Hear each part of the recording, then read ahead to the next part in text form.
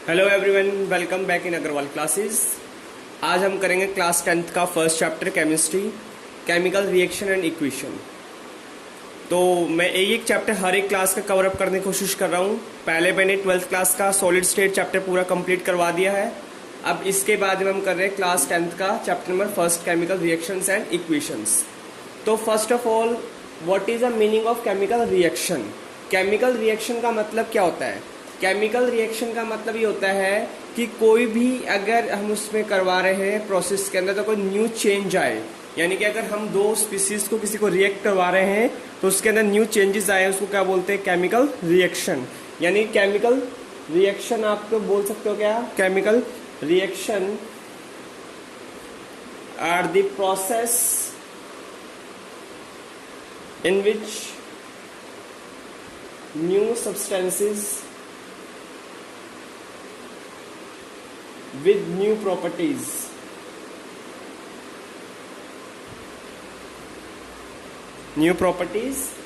are formed। इसको हम बोलते हैं केमिकल रिएक्शन। जैसे कि अगर मैं मैग्नीशियम को ऑक्सीजन के साथ रिएक्ट करवाता हूं तो मैग्नीशियम ऑक्साइड बनाता है। तो यानी कि वहां पर हो क्या रहा है कि एक रिबन है, रिबन को मैं जला रहा हूं तो वह एक क्या बना रहा है? व्हाइट पाउडर फॉर्म बना रहा है। तो वो हो रहा है केमिकल रिएक्शन। यानी कि जहां पर केमिकल चेंजेस आ रहे हो वही क्या कहला रहे हैं? आपकी केमिकल रिएक्शन। तो जहां पर कोई भी न्यू प्रॉपर्टी के साथ में उस सब्सटेंस के अंदर चेंजेस आ जाए वो क्या कहलाएगी? आपकी केमिकल रिएक्शन। तो ड्यूरिंग केमिकल रिएक्शन क्या होगा आपका कि जो atoms of one element do not change into another element. ऐसा नहीं कि दूसरे में चेंज हो जाएगा, बस खाली उसी के अंदर उसकी प्रॉपर्टी के अंदर चेंजमेंट आएगा, वो कहलाता है आपका केमिकल रिएक्शन। तो केमिकल रिएक्शन के लिए आपको दो चीज याद रखनी होती है। पता है आप केमिकल रिएक्शन में भाई, एक आपका लेफ्ट साइड में हो रहा है और एक राइट साइड में। तो लेफ्ट साइड में जो होता है वो रिएक्टेंट होता है और राइट साइड में जो होता है वो प्रोडक्ट होता है। तो दो चीजें आती हैं आपकी। पहला रिएक्टेंट। रिएक्टेंट क्या होता है? The substance which take part in a chemical reaction. Chemical reaction is known as are called या फिर is known as are called reactant। इसको reactant बोलते हैं। और सेकंड वन इज आपका होता है प्रोडक्ट। प्रोडक्ट क्या होता है? नहीं, जिस इन रिएक्टेंट से मिलकर उसके बाद में बनता है प्रोडक्ट। दो रिएक्टेंट्स आपस में मिलते हैं, दो या दो से जितने भी ज्यादा, वो रिजल्ट जो आता है वो होता है प्रोडक्ट। तो जो भी न्यू सब्सटेंस प्रोड्यूस्ड हुआ आपका, new substances produced by produced as a result of chemical reaction। chemical reaction, this is called products। इसको क्या बोलते हैं हम लोग? प्रोडक्ट्स बोलते हैं। तो ये रिएक्टेंट हो गया, ये प्रोडक्ट हो गया। सपोज डेट कि मैंने यहां पर मैग्नीशियम ले लिया, मैग्नीशियम रिबन ली है। इस मैग्नीशियम रिबन को मैं बर्न करवा रहा हूं ऑक्सीजन की प्रेजेंस में, तो ये क्या बनाएगा? मैग्नीशियम ऑक्साइड, यानी कि व्हाइट पाउडर बन जाएगा एक तरीके से। तो इसको हम बोलते हैं क्या? Chemical reaction is taking place. यानी कि the burning of magnesium in air to form magnesium oxide is an example of chemical reaction. तो मैग्नीशियम रिबन जो बर्न होता है आपको हीटिंग इन बर्नर, वो आप इस तरीके से देख सकते हैं। पेड़ ऊपर टॉन्जिस है ऊपर, फिर मैग्नीशियम रिबन को जला रहे हैं हम कहते हैं। तो वहां पर उसके बाद में हुआ क्या है कि जो वॉच ग्लास के अंदर देखोगे आप तो मैग्नीशियम ऑक्साइड आपको मिल गया है। तो ये एक एक्टिविटी है आपकी, ये आप देख सकते हैं इस तरीके से। तो आगे और भी बहुत सारे एग्जाम्पल हो सकते हैं, जैसे कुकिंग ऑफ फूड है, डाइजेशन ऑफ फूड है, ठीक है, in our digestion of food in our body, और process of respiration, fermentation of grapes, rusting of iron, burning of fuels. ये सारे के सारे एग्जांपल्स कैसे हैं आपके? केमिकल रिएक्शन के। अब केमिकल रिएक्शन के बाद में इसकी कैरेक्टरिस्टिक क्या है? Characteristic of chemical reaction.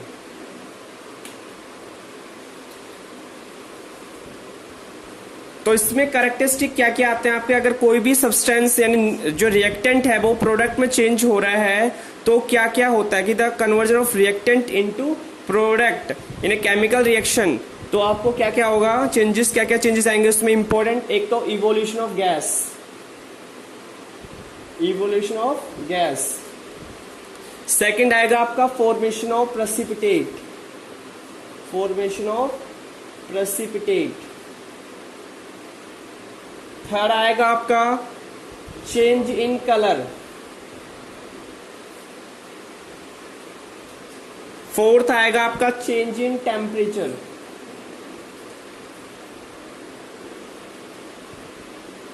And the fifth one is आपका चेंज इन स्टेट। तो ये 5 चेंजेस और 5 कैरेक्टरिस्टिक आपके important characteristic of the chemical reaction, जिसमें फर्स्ट जो है आपका इवोल्यूशन ऑफ गैस है। इवोल्यूशन ऑफ गैस में मतलब क्या होता है कि जैसे आप कोई भी कॉनिकल फ्लास्क ले लो, कॉनिकल फ्लास्क के अंदर आप ये जैसे सपोज दैट इस टाइप का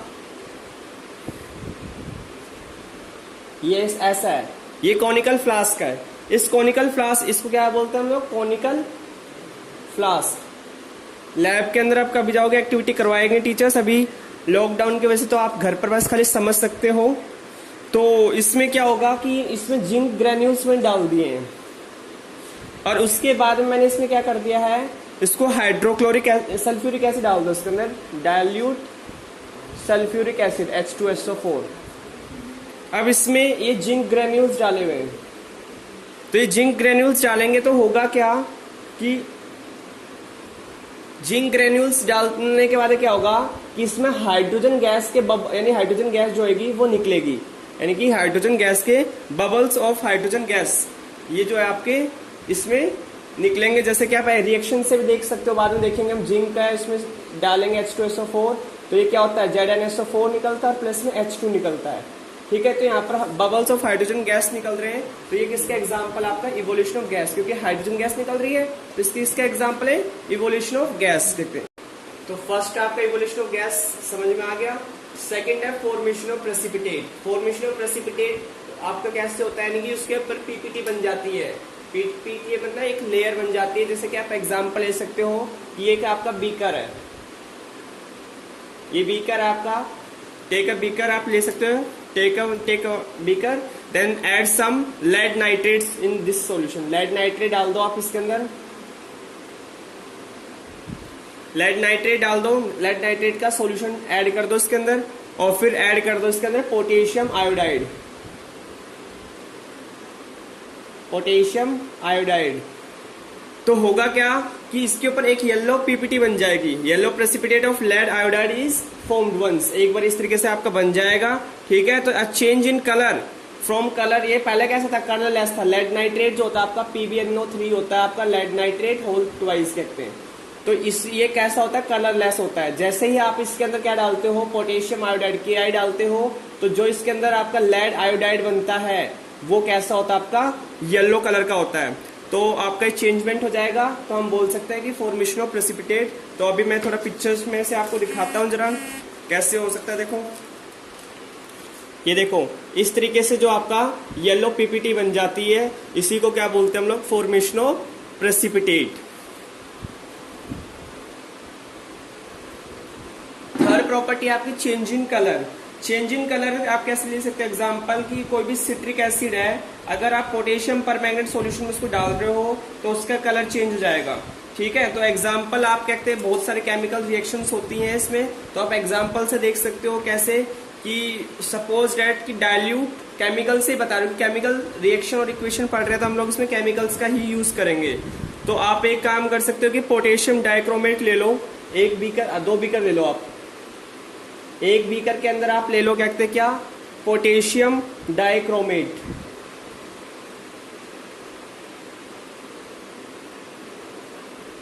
डाइक्रोमेट ले लो।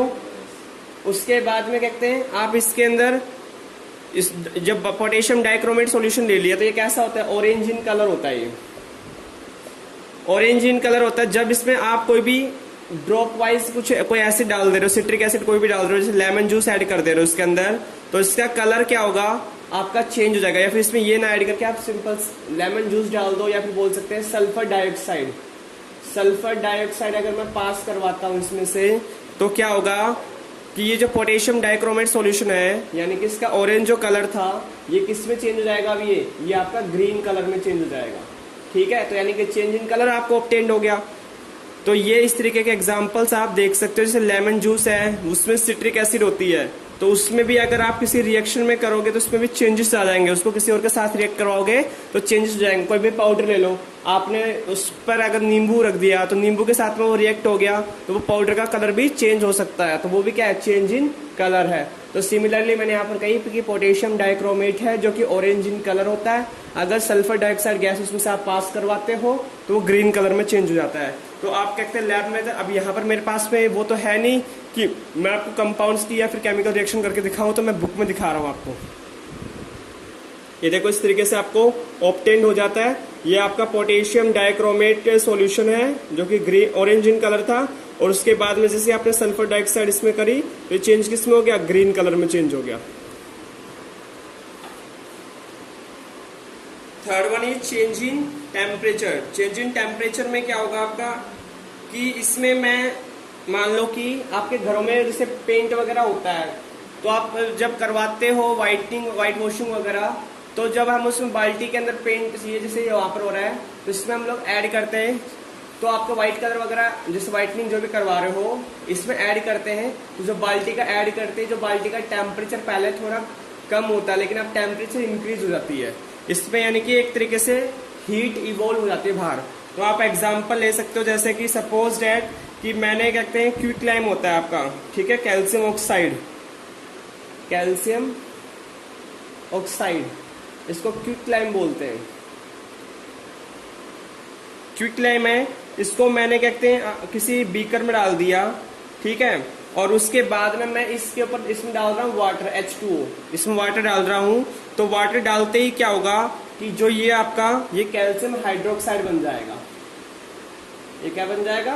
कैल्शियम हाइड्रोक्साइड बन जाएगा। यानी कि जब उसको आप टच करोगे इस बीकर को तो वहां पर a lot of heat is produce their कहते हैं, ठीक है। तो वो यानी कि आपने क्या होगा वहां पर हीट, वो गर्म हो जाएगा बीकर, तो वहां पर ये बोल सकते हो कि चेंज इन टेम्परेचर, यानी कि इस बीकर का टेम्परेचर चेंज हो गया, ठीक है। तो ये एग्जाम्पल किसका? आपका चेंज इन टेम्परेचर का है। सिमिलरली आप कहते हैं सपोज और भी एग्जाम्पल ले सकते हो चेंज इन टेम्परेचर में, जैसे कि सपोज दैट जिंक ग्रेन्यूल्स ले लिया आपने और उसमें डाल दिया आपने डाइल्यूट सल्फ्यूरिक एसिड डाल दी, तो उसके बाद में भी जो टेम्परेचर का चेंजमेंट होएगा वो क्या कहलाएगा? आपका चेंज इन टेम्परेचर। वो बीकर वहां पर गर्म हो जाएगा।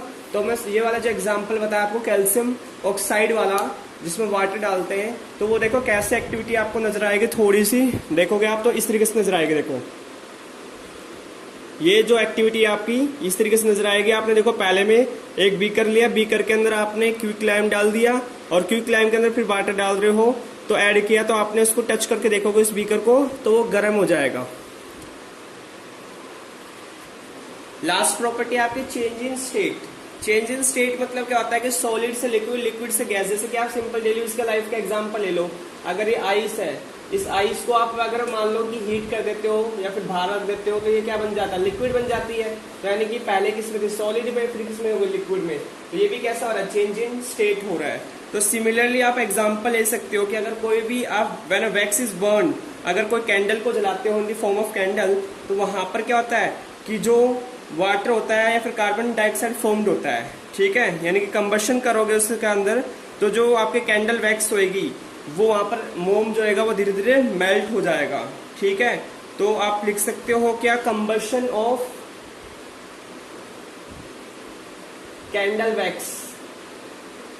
वो किसका एग्जांपल? आपका चेंज इन स्टेट का है, क्योंकि मोमबत्ती को आप जलाओगे पहले उसकी फिर यहाँ पर पहले इस तरीके से सॉलिड में था, धीरे धीरे आपका लिक्विड बन के क्या हो जाएगा? मेल्ट हो जाएगा पूरा का पूरा, यानी कि इसकी स्टेट चेंज हो जाएगी, ठीक है। थोड़ी देर बाद देखोगे बिल्कुल से मेल्ट होकर आपका क्या बन जाएगा? वैक्सी बन जाएगा। तो इसको क्या बोलते हैं? चेंज इन स्टेट, ठीक है। तो ये 5 प्रॉपर्टीज थी जो मोस्ट इंपोर्टेंट कैरेक्टरिस्टिक थे आपके केमिकल रिएक्शन के।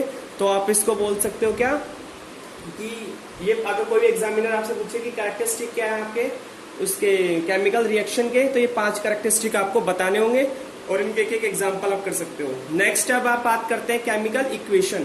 केमिकल इक्वेशन क्या होती है? केमिकल रिएक्शन के बारे में तो हमने जान लिया। अब केमिकल इक्वेशन क्या होती है, ये बहुत इंपॉर्टेंट है। भाई केमिकल जो इक्वेशन है वो उसको कैसे डिराइव हुआ है, वो भी एक तरीके से मान लो केमिकल रिएक्शन, यानी कि जब दो आपस में कोई भी अगर कोई स्पीसीज आपस में रिएक्ट कर रही है तो वहां से एक न्यू प्रोडक्ट बन रहा था, उसको हमने कहा केमिकल रिएक्शन, यानी इनकी प्रॉपर्टीज चेंज होकर जो रिएक्टेंट के अंदर थी इसकी प्रॉपर्टीज न्यू प्रॉपर्टीज जो फॉर्म्ड हो गई है उसको केमिकल रिएक्शन बोला। बट एक उसी को आप सिस्टमेटिक आप एक उसको सिंबॉलिक रिप्रेजेंटेशन में कर, जैसे मैंने बोला था आपको मैग्नीशियम बोला था, मैग्नीशियम रिबन है, उस मैग्नीशियम रिबन को आप बंद कर रहे हो यानी कि ऑक्सीजन की प्रेजेंस में, ठीक है, इस तरीके से आप वो बना रहा था क्या, मैग्नीशियम ऑक्साइड। अगर मैं इसी को एक सिंबॉलिक रिप्रेजेंटेशन में दिखा दूं तो वही क्या कहलाएगा आपका केमिकल इक्वेशन। तो यानी कि आप इसकी अगर कोई डेफिनेशन पूछे तो आप कैसे लिख सकते हो, इसकी डेफिनेशन लिखोगे the method of representing a chemical reaction with the help of symbols and formulae of this substance is it known as chemical equation। ठीक है, इसको बोलेंगे हम केमिकल इक्वेशन। जैसे कि मैंने बताया आपको मैग्नीशियम है तो मैग्नीशियम का आपको सिंबल पता है आपको क्या होता है, Mg। इसको मैं यहाँ पर लिख के दिखा देता हूँ, इस डेफिनेशन को एक बार लिख लो अच्छे से। स्पेस की कमी है मेरे पास में तो आप तो इसको लिख लो, उसके बाद में देखो मैं इसको सिंबल्स की फॉर्म में लिख देता हूँ। जैसे इस साइड में लिख देता हूँ, चलो मैं इस साइड में लिख के दिखा देता हूँ आपको। जैसे कि मैग्नीशियम यानी कि Mg होता है और ऑक्सीजन को हम लोग मॉलिक्यूल की फॉर्म में दिखाएंगे तो O2, तो क्या देगा आपका MgO। ये इस तरीके से दिया। मैंने अभी इसको बैलेंस नहीं किया, यानी कि वो अभी नेक्स्ट टॉपिक आपका कि अगर आप इसके साथ में रिएक्टेंट्स यानी कि बैलेंस इक्वेशन क्या होगी, इक्वल नंबर ऑफ एटम्स और मॉलिक्यूल्स हो रिएक्टेंट में, तो उसको हम बोलते हैं बैलेंस्ड केमिकल इक्वेशन। तो अभी तो ये खाली मैंने बताया कि अगर सिंबल्स की फॉर्म में रिप्रेजेंटेशन कर देते हो तो इस चीज को हम क्या बोलते हैं अभी, केमिकल इक्वेशन। इसको भी हम लोग क्या बोलते हैं, केमिकल इक्वेशन। यानी कि कोई भी जो आपने सब्सटेंस कंबाइन कर रहे हैं रिएक्टेंट, उसको वो रिएक्टेंट है। ये चीज जो आपके इधर वाले लेफ्ट साइड वाली क्या है, ये रिएक्टेंट है, और जो इस तरफ है वो क्या आपका प्रोडक्ट है, ठीक है। और उससे रिएक्टेंट और प्रोडक्ट से मिलकर क्या बनी, केमिकल इक्वेशन बनी। उसके बारे में बात करते हैं बैलेंस्ड और अनबैलेंस्ड की। तो अभी ये रिएक्शन कैसी है, इसके अंदर जो आपके मॉलिक्यूल बोले थे एटम्स वो बैलेंस्ड नहीं है, यानी कि इक्वल। देखो मैग्नीशियम है तो मैग्नीशियम इधर क्या है, इस साइड में मैग्नीशियम 1 है और इधर ऑक्सीजन क्या आपका 2 है इधर। ये आपका रिएक्टेंट साइड, ये क्या आपकी रिएक्टेंट साइड। इस साइड में क्या है, प्रोडक्ट है। प्रोडक्ट के अंदर मैग्नीशियम जो है आपका वो 1 है, ऑक्सीजन क्या वो भी आपका 1 है। तो देखो जरा यहाँ पर ऑक्सीजन 2 है, यहाँ पर क्या 1 है, तो ये कैसी है, अनबैलेंस्ड है। ये कैसा आपका अनबैलेंस्ड, इसको बोलते हैं अनबैलेंस्ड केमिकल इक्वेशन। जब आप कहते हैं यानी कि इक्वल यानी कि अनइक्वल मासेस हो वेरियस एलिमेंट्स इन रिएक्टेंट तो और प्रोडक्ट, इसको क्या बोलते हैं, अनबैलेंस्ड केमिकल इक्वेशन। ये बैलेंस्ड कब होएगी आपकी, जब आपके इसमें जो नंबर ऑफ एटम्स हैं वो दोनों साइड में इक्वल हो जाएंगे, फिर मासेस दोनों के इक्वल हो जाएंगे, तो उसको क्या कहेंगे हम लोग, बैलेंस्ड। तो बैलेंस बहुत इंपॉर्टेंट है, एग्जाम में बैलेंसिंग का कंसेप्ट आता ही आता है। तो बैलेंस आप इसको कैसे करोगे वो देखोगे। ये मैग्नीशियम है, इसमें मैंने कही पहले इस तरीके से सिंपल लिख कर दिखा रहे हैं मेथड, ताकि आप ये रफ वर्क आपका ये, जैसे कि मैग्नीशियम है प्लस में ऑक्सीजन O2 है, गिव्स यू MgO। तो अब देखो मैग्नीशियम तो एक, इधर भी एक है, चलो ये तो बैलेंस्ड है, लेकिन इधर ऑक्सीजन कितने 2 है और इधर कितना 1 है, यानी कि इसको मैं किससे मल्टीप्लाई कर दूं, 2 से मल्टीप्लाई कर दूंगा, तो यानी यहाँ पर भी क्या हो जाएगा, और वो जो 2 से मल्टीप्लाई करोगे वो आगे लगाना है, पीछे कभी मॉलिक्यूल की फॉर्म में नहीं लगाना, एटम की फॉर्म में लगाना है। तो 2 लगा दिया आपका, यानी अब क्या हुआ, अब इधर 2 मैग्नीशियम, इस साइड में क्या हो गया आपके 2 मैग्नीशियम बन गए और 2 ऑक्सीजन हो गए। इधर 2 ऑक्सीजन है और 1 मैग्नीशियम है, तो यानी मैग्नीशियम को भी क्या कर दोगे, 2 से मल्टीप्लाई कर दोगे, तो यानी कि यहां पर भी 2 लगा दोगे। अब देखो 2 मैग्नीशियम इस साइड में, 2 मैग्नीशियम इस साइड में, 2 ऑक्सीजन इस साइड में, 2 ऑक्सीजन इस साइड में, तो यानी कि अब ये कैसी है, अब ये है balanced chemical equation, balanced chemical equation, इसको बोलते हैं बैलेंस्ड केमिकल इक्वेशन, जिसमें number of atoms in a reactant और number of atoms in a product are equal, तो उसको क्या बोलेंगे हम लोग, बैलेंस्ड केमिकल इक्वेशन बोलेंगे। आप एक दो एग्जांपल और देख सकते हो।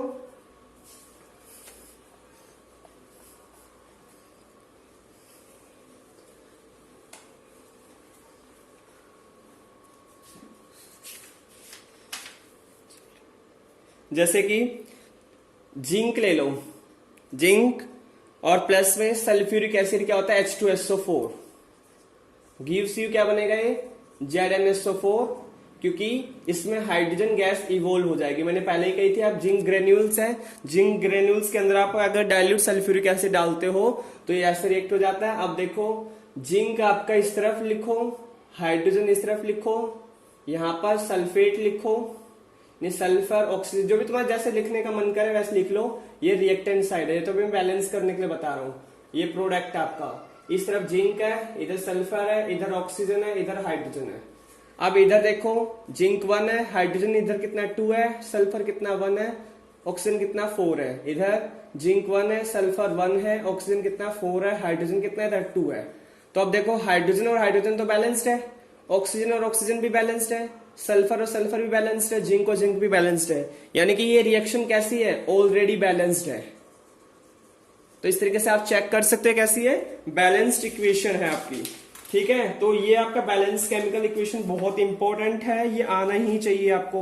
वहां पर इंडिकेट भी आपने करना है बैलेंस करते समय कि कौन सी फिजिकल स्टेट है उसकी, कौन से हीट चेंजेस हो रहे हैं उसके अंदर, क्या क्या कंडीशन है। तो अगर मान लो सपोज दैट कि सॉलिड है तो सॉलिड के लिए S लिखोगे, अगर लिक्विड है तो L लिखोगे, अगर गैस तो G लिखोगे, अगर एक्वा सॉल्यूशन यानी कि उसके अंदर तो AQ लिखोगे। तो ये आपको फिजिकल स्टेट जो है उनको भी आपने केमिकल इक्वेशन में लिखना है। जैसे कि अगर बात करूं जिंक है तो जिंक मान लो आपका सॉलिड है, ठीक है। अगर H2SO4 की बात करें तो एक्वस है ये, इसकी में बात करें तो ये भी कैसा एक्वस है। हाइड्रोजन गैस मान लो ये कैसी है, गैस है। तो ये आपको फिजिकल स्टेट भी लिखना है। ये यानी कि ये क्या होगा, इससे इक्वेशन जो है it will be more informative, इससे और अच्छी नजर आएगी इक्वेशन, कहते हैं रिप्रेजेंटेशन, और एग्जामिनर और इससे खुश भी होगा कि उसको फिजिकल स्टेट की भी नॉलेज है बच्चे को, ठीक है। तो ये सब चीजें आपको आनी चाहिए अच्छी तरीके से केमिकल के अंदर। और भी बहुत सारे एग्जाम्पल आप कर सकते हो, जैसे कि मान लो पोटेशियम क्लोरेट ले लो,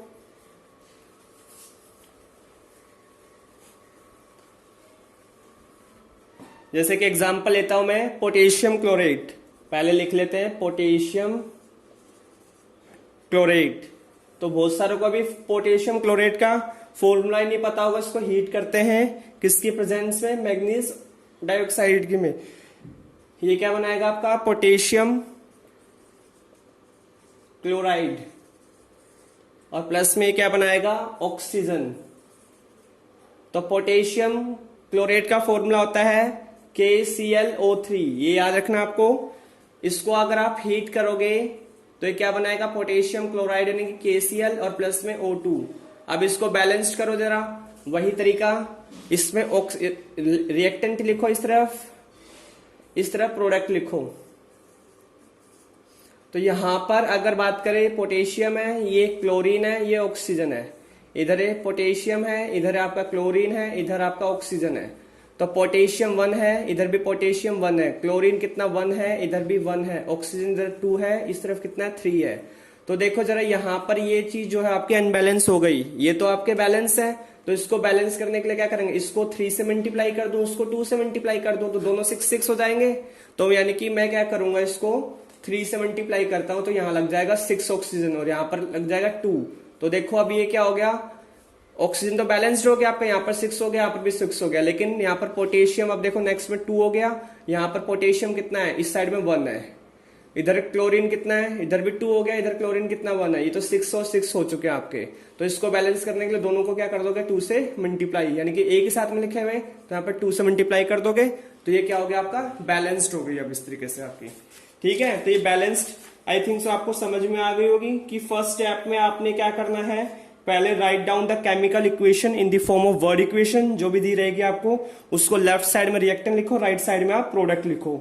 सेकेंड स्टेप में आपको क्या करना है कि उनके सिंबल लिखो, फिर उसके बाद फॉर्मूला लिखो उसका, ठीक है।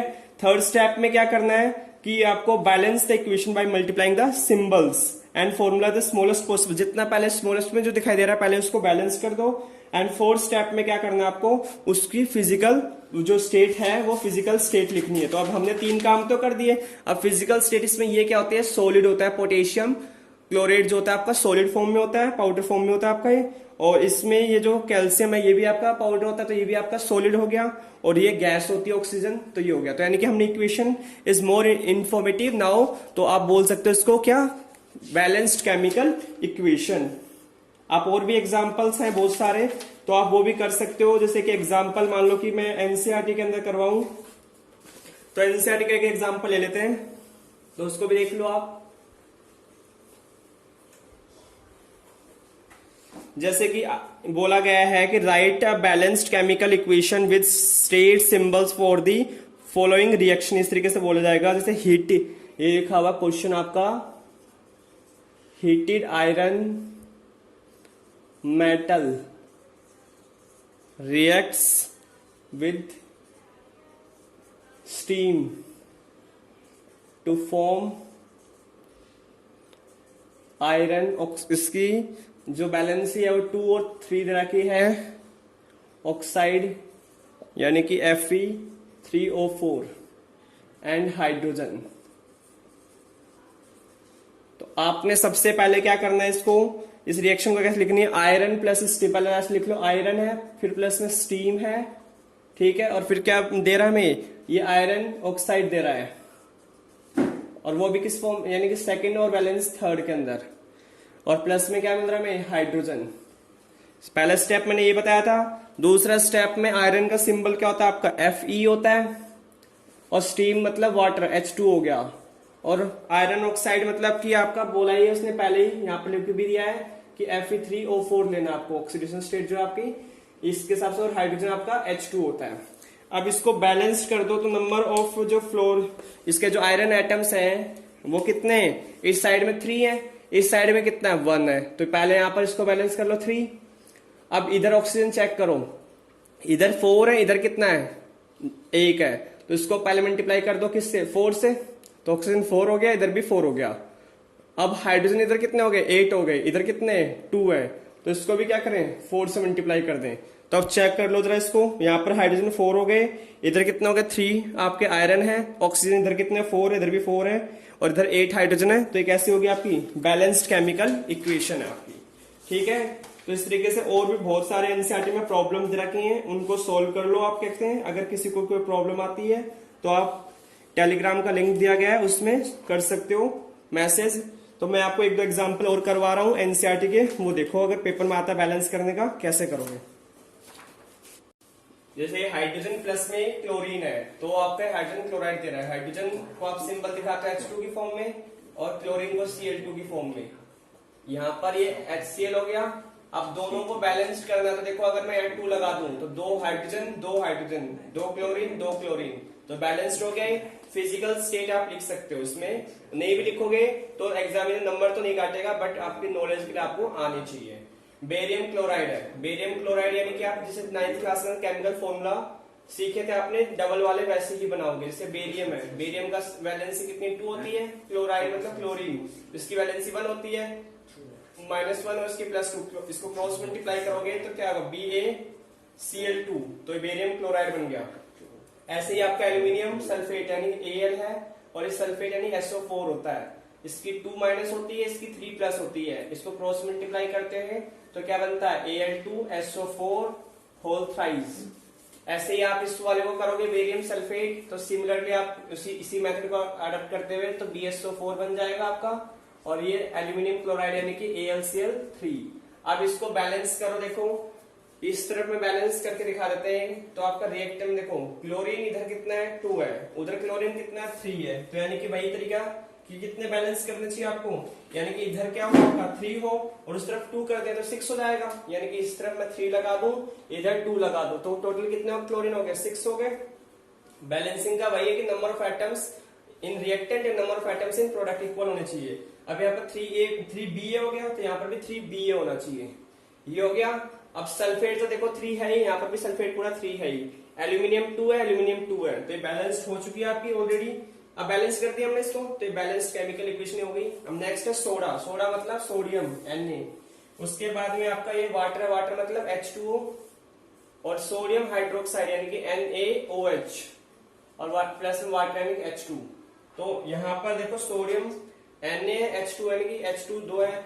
अब यहाँ पर ऑक्सीजन 1 है, यहाँ पर हाइड्रोजन कितने हो गए टोटल, देखो टोटल हाइड्रोजन 3 हो गए, तो बैलेंस तो करना पड़ेगा। तो यहाँ पर क्या करें 2 लगाऊं मैं, तो अब देखो यहाँ पर भी क्या कर सकता हूं मैं 2 लगाता हूं मैं, तो यानी 2 हाइड्रोजन कितने हो गए 4 हो गए, यहाँ पर भी कितना 4 है, ऑक्सीजन भी 2 हो गया, यहाँ पर भी ऑक्सीजन 2 हो गया, यहाँ पर सोडियम 2 है तो यहाँ पर भी 2 लगा दो, तो ये हो गया बैलेंस्ड केमिकल इक्वेशन आपकी।